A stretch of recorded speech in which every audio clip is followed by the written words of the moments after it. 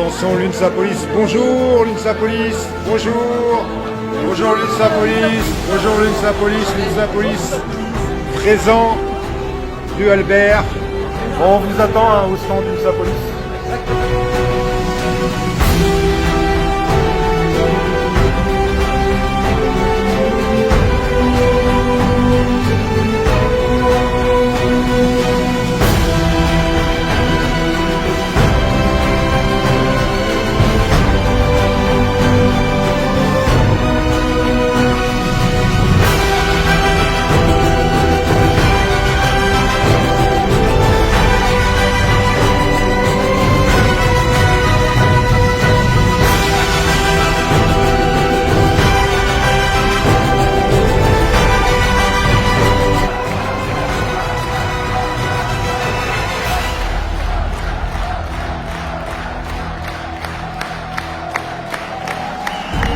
Vive l'UNSA Police, vive l'Alliance Police Nationale et vive le partenariat.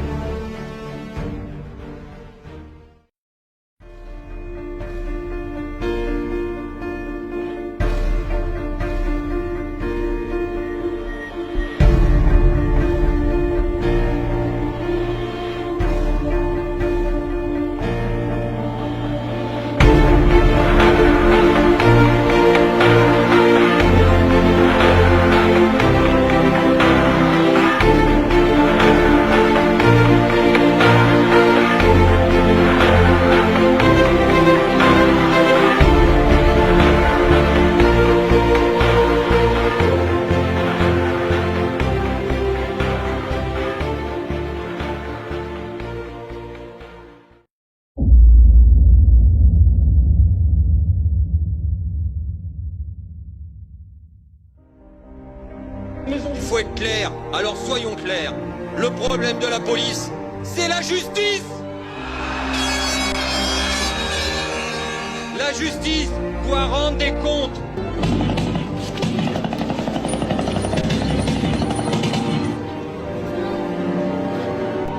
Voilà, la justice a été rendue. Au suivant.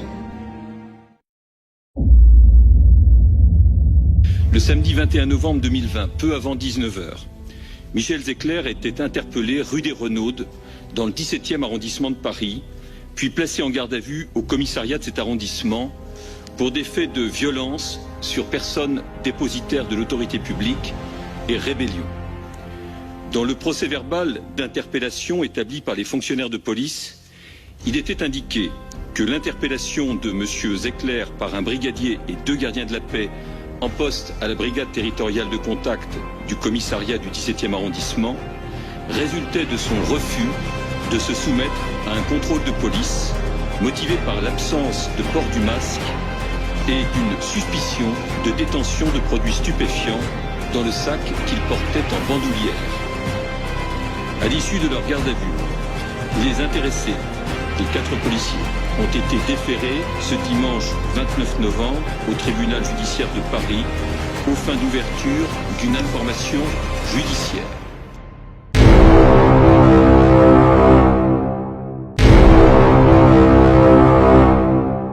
Je n'attendrai jamais autre chose de la part d'un ministre d'un gouvernement républicain que, effectivement, des gestes, des faits tels que ceux qu'on a constatés, et j'insiste bien, dans le 17e arrondissement, soient suivis d'une enquête administrative et de pair d'une enquête pénale, et que les agents, les 3 agents mis en cause de par ces vidéos, soient suspendus. Maintenant, si la justice, on a peu de doutes, je ne vais pas paraphraser Gérald Darmanin, mais on a très peu de doutes, bien évidemment, sur les suites données par la justice, et ils devront être révoqués, bien évidemment. Ils n'ont rien à faire chez nous. C'est pas notre police, ça. C'est pas notre police républicaine, ça. Et vous savez, la police, comme toute profession, est un peu à l'image de sa société. Et que malheureusement, aujourd'hui, le code de déontologie qui doit nous animer en permanence est parfois sur des brebis galeuses. Tel est le cas, le terme n'est même peut-être pas assez fort en ce qui concerne ces agissements du 17e arrondissement. Mais ça peut arriver, malheureusement, mais ça ne doit pas arriver. Des sanctions que le secrétaire général du syndicat de police Alliance, Fabien Van Melrick, juge excessives. C'est tout simplement scandaleux. C'est-à-dire que la justice, on peut se demander si elle est vraiment indépendante ou pas. Elle a subi la pression médiatique et surtout la pression politique. Aujourd'hui, je ne vois pas pourquoi mes collègues devraient être en détention, c'est pas normal. Moi, je vais juste vous répondre que systématiquement, on a plein d'affaires dans le passé. La BAC Nord de Marseille, où mes collègues étaient tous des voyous, des pourris. Sur cette action, vous en pensez quoi ? Il fallait tous les virer. Laissez-moi finir. L'affaire Théo, où mes collègues étaient qualifiés de violeurs et où aujourd'hui, on est en train de redescendre. Dans les commissariats, les collègues sont écœurés. Ils constatent eux-mêmes tous les jours qu'ils interpellent des voyous et ces voyous sont sans arrêt laissés libres. Par contre, ce qui nous révolte aujourd'hui, c'est le déchaînement qui existe derrière cette affaire. C'est-à-dire ceux qui, aujourd'hui, veulent condamner avant l'heure. Sur cette action-là, moi, je la jugerai une fois que on aura tous les éléments. Là, mes collègues aujourd'hui, ils sont dans les locaux de l'IGPN, ils sont en train de s'expliquer sur les gestes qui ont été commis. Quand vous parlez des fonctionnaires de police, il faut aussi rappeler qu'un fonctionnaire de police, quand il est suspendu de ses fonctions, il perd entre 30 et 40% de son salaire. Ça, c'est un fait. Aujourd'hui, quand un fonctionnaire de police est dans le cadre d'un contrôle judiciaire et qu'on lui interdit d'exercer provisoirement la fonction policière, il perd l'intégralité de son salaire. Vous savez, pour un policier, quand vous partez au boulot le matin, il y a 3 choses qui peuvent vous passer, qui peuvent vous arriver. Donc 4, vous pouvez rentrer chez vous le soir normalement.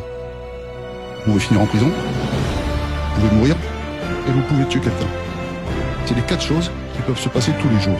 S'il y a des choses à revoir au niveau de tactique d'intervention, nous les reverrons.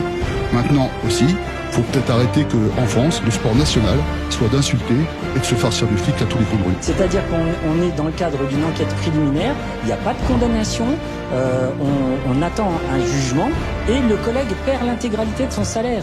Donc aujourd'hui, nous, ce qu'on demande, c'est que le policier soit traité ni plus ni moins qu'un citoyen lambda. Aujourd'hui, ce qui est révoltant, c'est un peu ça. C'est qu'on a fait le procès de policiers sans avoir les éléments d'enquête sur la base d'images qui, au demeurant, peuvent paraître choquantes, effectivement.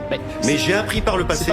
Ces images. J'ai appris par le passé à être prudent. C'est pour ça que je dis, on est dans le cadre d'une enquête préliminaire. On ne peut pas sanctionner ou condamner des gens avant que la justice soit passée. C'était des fonctionnaires avec des très bons états de service. Certains avaient même plus de 40 félicitations. Vous y étiez dans le local ? Moi, j'y étais pas. Donc moi j'ai été policier sur le terrain. J'ai vécu des situations très compliquées. Nos 2 collègues qui ont assumé certaines fautes, dit le procureur, se retrouvent en détention alors qu'ils ne devraient jamais être en détention pour des faits de violence.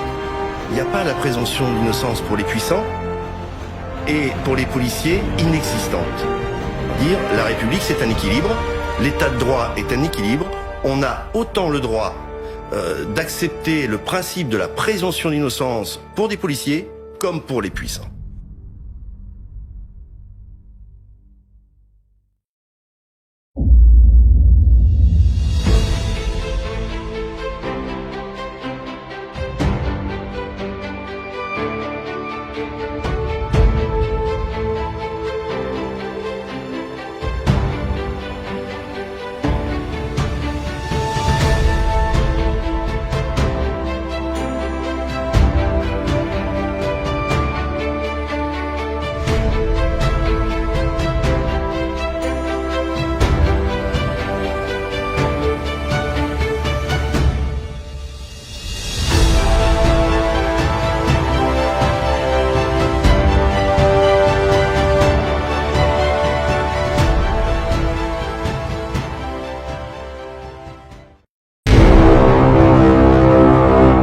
C'est pour nous très compliqué de commenter une décision de justice.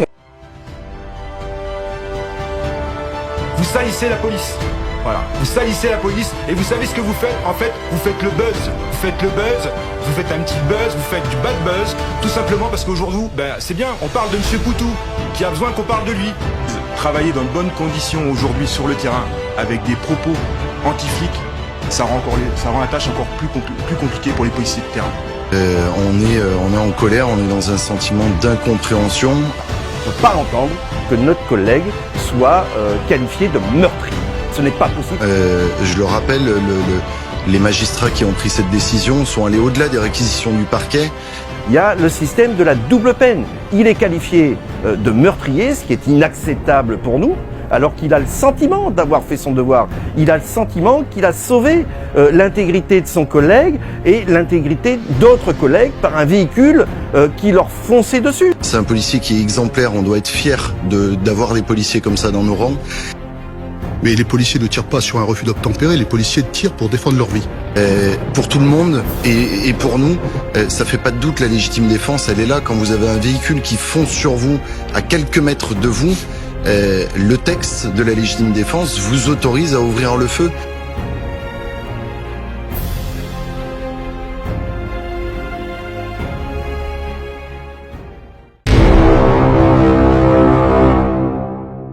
Je suis policier, donc je dois respecter un peu le travail de la justice, ça me paraît essentiel. On est un peu dans le même système. Quand j'entends un syndicaliste qui dit qu'il faut qu'on les rejoigne pour combattre le système judiciaire, je fais pas partie du collectif Traoré, moi. Je suis flic, donc je combats pas le système judiciaire. Je remercie les collègues adhérents, parce qu'il y en a quelques-uns présents, adhérents d'unité police, qui ont bravé l'interdit, malgré le veto de leur organisation, à ne pas participer au mouvement. Ils ont tout fait aujourd'hui pour pas que ça se passe, malheureusement. Vous avez décidé d'être présents en solidarité à notre collègue, et je vous remercie. Au-delà du niveau de la mise en examen, c'est le fonctionnement général de nos institutions qui nous pose problème. Parce qu'aujourd'hui, un policier, il est même pas considéré comme un citoyen. La présomption d'innocence, elle doit s'appliquer aux policiers comme elle s'applique aux citoyens. Aujourd'hui, la non-reconnaissance de la légitime défense, elle est prise, alors que les autopsies n'ont pas eu lieu, la balistique n'est pas intervenue. Et donc, nous, c'est cette prise de décision rapide et aussi élevée qui nous inquiète. C'est un cri du cœur que nous vous adressons aujourd'hui.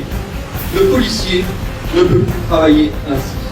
Nous voulons, contrairement à ce qui se dit aussi, une complémentarité police-justice. Mais force est de constater qu'une certaine frange de celle-ci ne le souhaite pas, par idéologie et dogmatisme. Alors, pour cette frange-là, Alliance Police Nationale persiste et signe. Le problème de la police reste la justice.